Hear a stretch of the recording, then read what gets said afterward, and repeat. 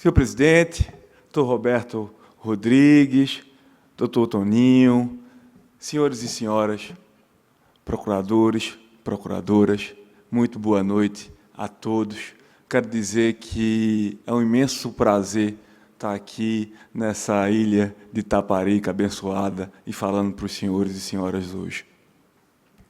Como adiantou o doutor Roberto, vamos falar basicamente das ações de 28,86 e das ações de férias.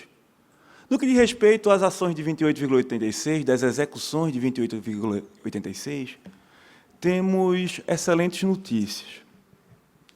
Expedimos, do ano passado para este ano, 94 precatórios. Precatórios que somam aproximadamente 6 milhões de reais.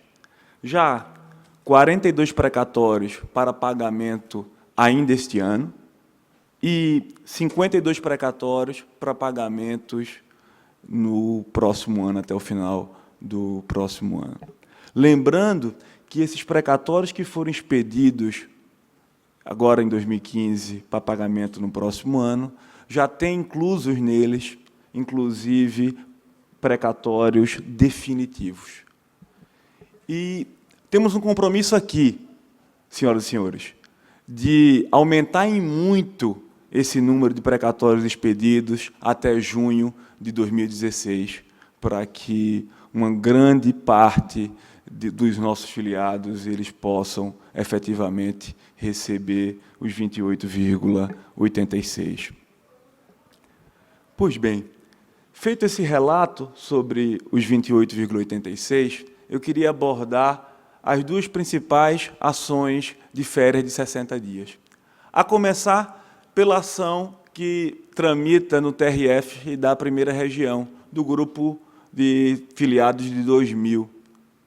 Quando assumimos esse processo, no TRF, estávamos diante da seguinte situação. Tínhamos um embargo de declaração contra uma decisão de admissibilidade do RESP da União. Fazendo um breve histórico dessa questão, o que é que se tinha? Se tinha... Sim, 98 a 2000. É porque é comumente denominado do grupo de 2000, né? Mas é de 98 a 2000. 98 a 2000, exatamente. Então, essa ação do TRF da primeira região, como foi que a gente encontrou essa ação? Com um embargo de declaração contra uma decisão de admissibilidade no RESP da União.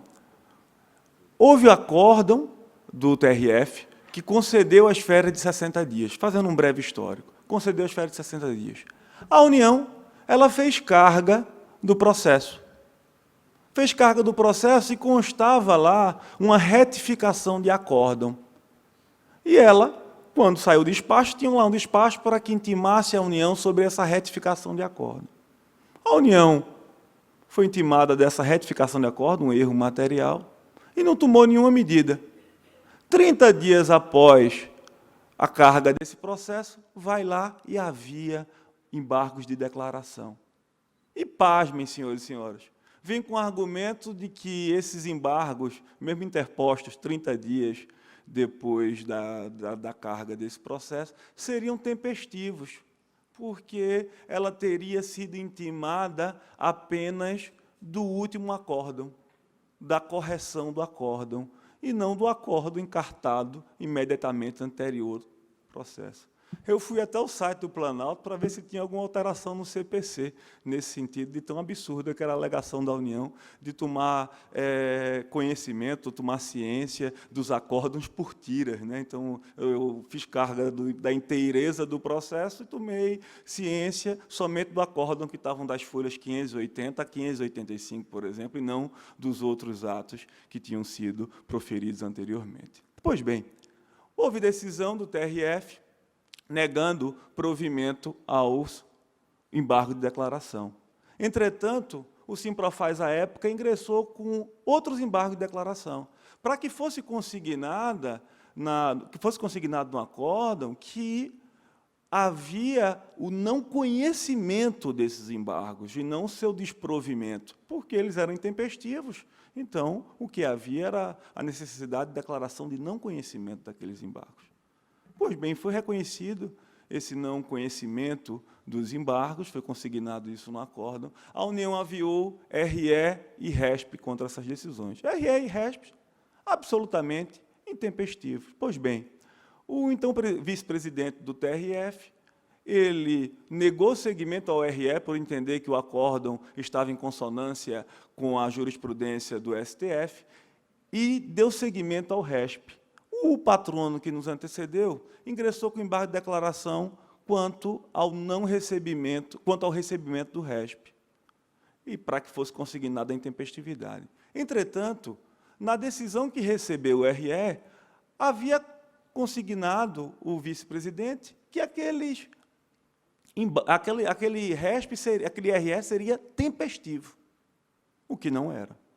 Pois bem, assumimos o processo, estava pendente a decisão quanto à recepção, quanto aos embargos de declaração, quanto ao RESP.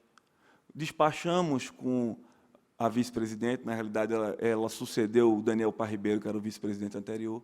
Fomos lá com a diretoria do Simprofaz e conseguimos que a vice-presidente ela negasse seguimento ao RESP com base na sua manifesta intempestividade.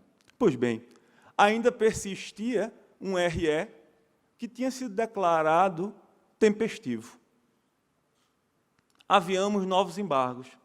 A vice-presidente proferiu uma decisão monocrática dizendo: esses embargos eles não se prestam para alterar a decisão do RE, porque são duas decisões autônomas, a que recebeu o RE e a que recebeu o RESP, a que analisou o cabimento do segmento dos dois, são decisões autônomas e que, portanto, teria que ter sido atacada à época pelo patrono anterior.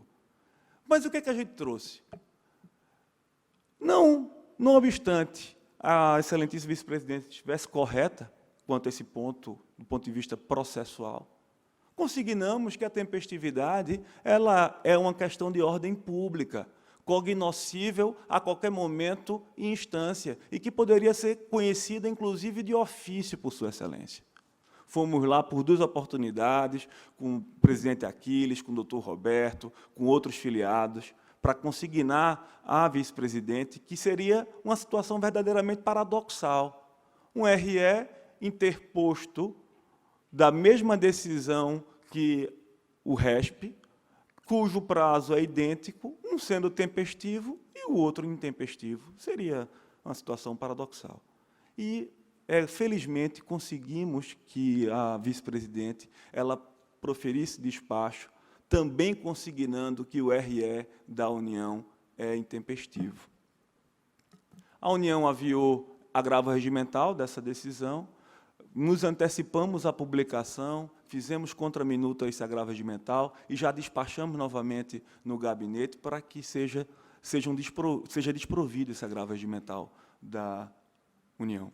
Pois bem, esse é o relato com relação ao processo do TRF da primeira região, que entendemos que o fim dele será o seguinte: a União aviou agravos contra ambas as decisões de negativa de seguimento, vai chegar ao tribunal, com um reconhecimento expresso do Tribunal da intempestividade do recurso, intempestividade lá atrás, porque foi do não conhecimento dos embargos, e a gente vai pugnar para que seja aplicada, inclusive, a súmula 7, para reconhecer que analisar a intempestividade de embargos aviados lá atrás, ele seria um verdadeiro revolvimento fático, que haveria o óbice da súmula número 7.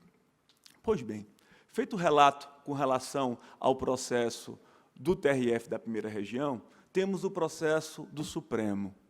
O processo do Supremo Tribunal Federal, nós encampamos a seguinte situação: num caminho difícil, deve-se caminhá-lo passo a passo. E foi isso que fizemos.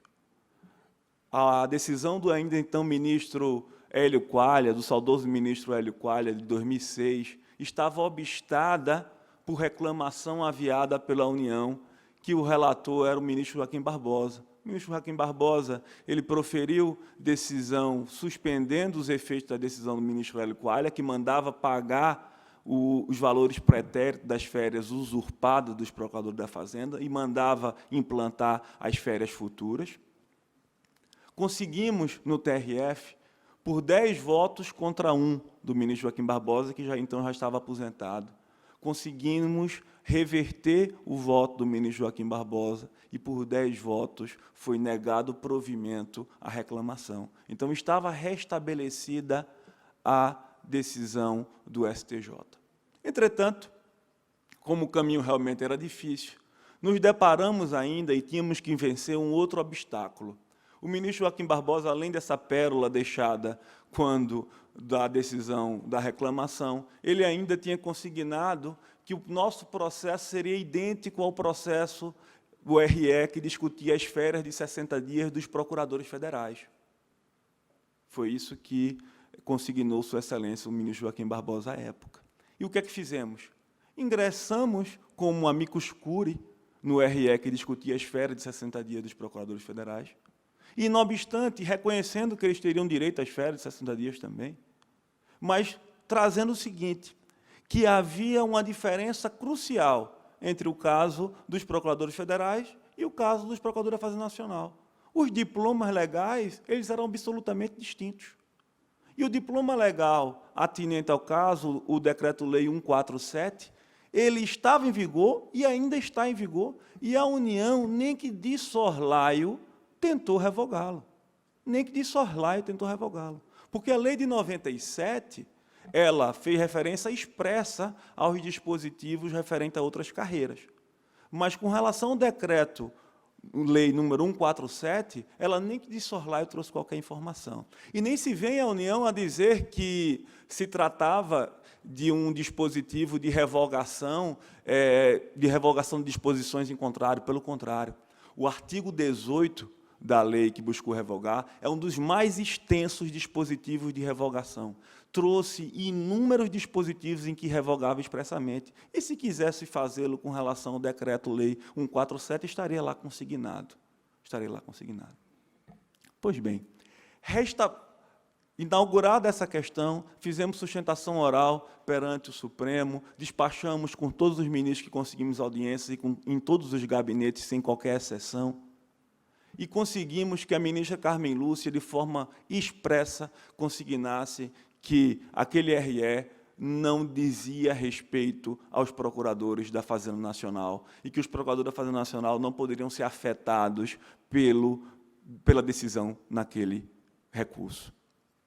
Pois bem, tínhamos vencido já 2 obstáculos, a reclamação e a vinculação àquele processo dos procuradores federais. A União, mesmo diante do restabelecimento da decisão que conferiu as férias de 60 dias, a todo tempo se negava a pagar.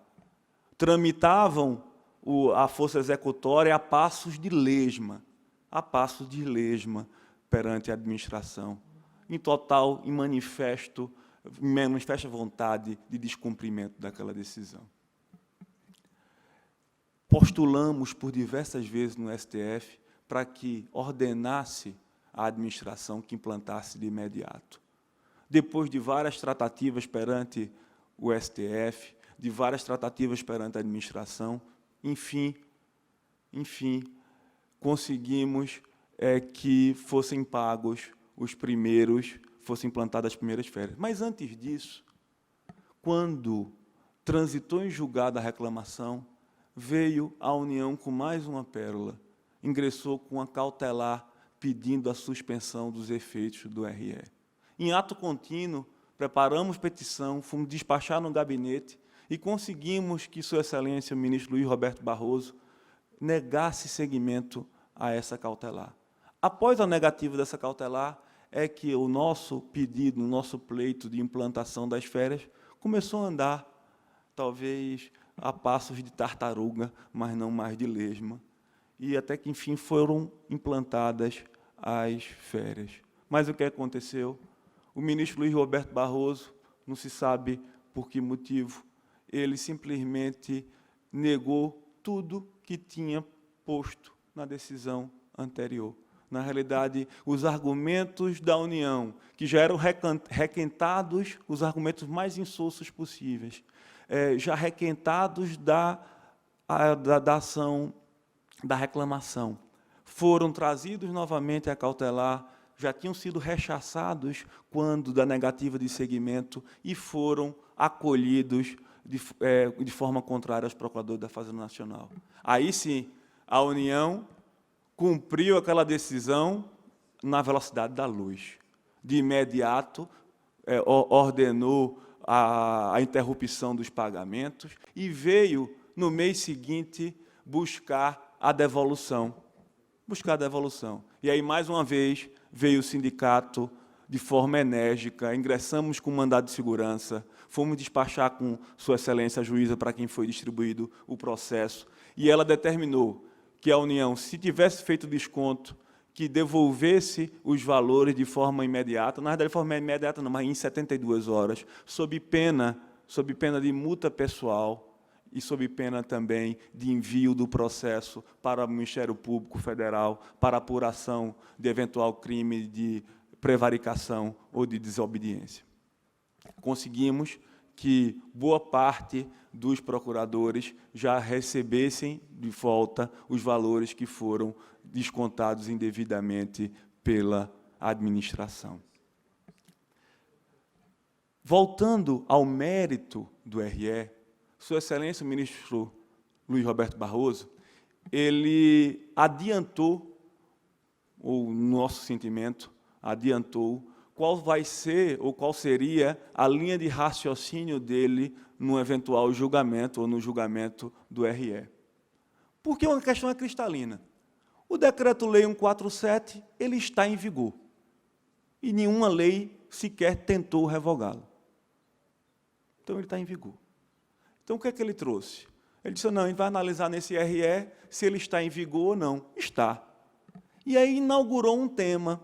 Não, agora o que a gente vai analisar é se esse decreto-lei ele foi recebido pela Constituição, mais precisamente pelo artigo 37, inciso 13 da Constituição. Agora, é importante ressaltar, senhores e senhoras, que esse dispositivo ele não foi trazido em nenhuma linha de qualquer petição da União, muito menos ter sido objeto de alguma discussão. Ele nasceu no processo por geração espontânea. Geração espontânea foi que nasceu esse dispositivo no processo. Nessa linha de raciocínio, pode alguns quererem trazer que seria uma objetivação dos recursos extraordinários. Tudo bem, uma objetivação dos recursos extraordinários não permite que seja ultrapassado o requisito do pré-questionamento. Porque uma matéria, se ela não foi pré-questionada, pelo menos na quadra atual é o entendimento do Supremo, ela não viabiliza o conhecimento do recurso extraordinário, a não ser que o Supremo queira, para o nosso caso específico, alterar esse entendimento, mas creio que não. E a gente vai batalhar muito, brigar de forma verdadeiramente obstinada. Se o relator ele entende isso, e vai seguir nessa linha de raciocínio, vamos conversar com todos os demais ministros para que prevaleça o direito. E aqui, parafraseando um cidadão muito conhecido e natural da ilha de Itaparica, o escritor João Baldo Ribeiro, João Baldo Ribeiro disse, né, o saudoso João Baldo Ribeiro, falecido no ano passado, ele disse, um romance são tantos romances quanto sejam os seus leitores.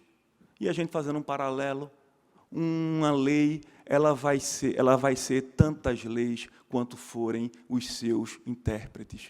E a conclusão de um processo serão tantas quanto forem os seus julgadores. E com esteio nisso é que pode Sua Excelência ter a convicção de que, nesse processo, a solução seria pela não recepção.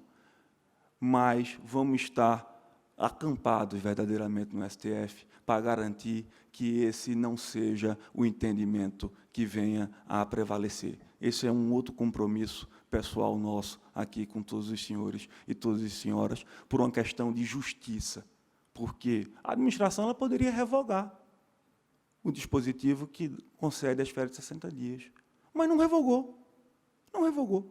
Então, pelo menos quando eu estudei, e entendo que ainda continua dessa forma, uma lei ela só pode ser retirada do mundo jurídico se for pelo legislativo ou pelo judiciário em controle de constitucionalidade, mas nunca por um ato administrativo, como a administração fez lá em 97. Então, a gente tem convicção de que vamos conseguir corrigir esse verdadeiro absurdo. Voltando agora, no encontro anterior, tínhamos apresentado para os senhores e senhoras o aplicativo do escritório, que continua ainda sendo o único escritório do país com aplicativo nesse sentido, seja que a poucos toques você consiga visualizar o inteiro teor do processo, ou seja, a cópia integral do processo, que é atualizada mensalmente, conseguir acessar diretamente o site do tribunal, pelo link no próprio aplicativo, e ter também o relatório e o andamento desse processo também à palma da mão.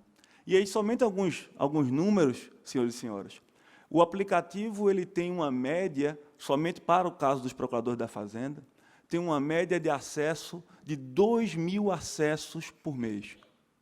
Pelo histórico que a gente trouxe de downloads desse aplicativo, a gente já teve milhares de downloads, a gente tem um entendimento de que cada um dos procuradores já tem no seu aparelho, no seu smartphone, o nosso aplicativo. E quem não tiver, pode fazer até agora, na realidade, entrar no Google Play ou no Apple Store e baixar, basta colocar Mendes Plutarco, vai aparecer o aplicativo, ele é gratuito, e vocês vão poder ter acesso a ele, bastando o CPF de todos os senhores e senhoras já está cadastrado nele, então basta colocar o CPF, colocar o nome, gravar uma senha e já vai ter acesso a todos os processos do Simprofaz que são conduzidos pelo nosso escritório. Então, agradecendo a atenção de todos os senhores e senhoras, agradecendo o convite, o honroso convite aqui do Simprofaz, eu encerro aqui a minha fala. Uma boa noite a todos, muito obrigado.